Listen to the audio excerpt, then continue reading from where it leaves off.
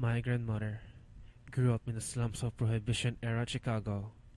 Her family lived in a small house near the harbor, and one of her earliest memories was a particularly hot summer when, seeking respite from the heat, she and her sister discovered a seldom used section of boardwalk near an abandoned warehouse.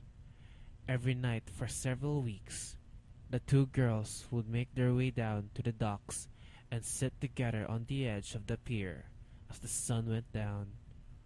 My grandmother vividly and for a time fondly recalled the feel of the seaweed between her toes as she and her sister dangled their feet into the murky water. It wasn't until years later that she returned to the pier and found that the warehouse had been demolished. Curious, she made an inquiry with the Department of Planning and Development. Apparently, the warehouse had been owned for a time by the mob, who was using it as a base of operations for a local prostitution racket.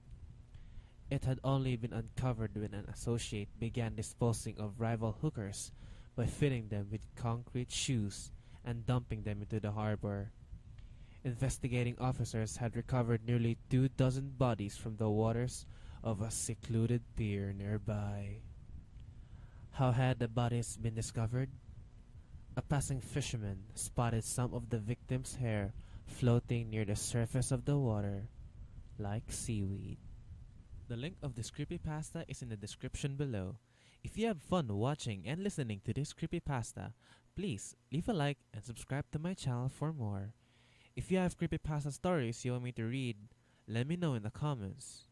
This is Skull Kid Smiley. I'll see you around.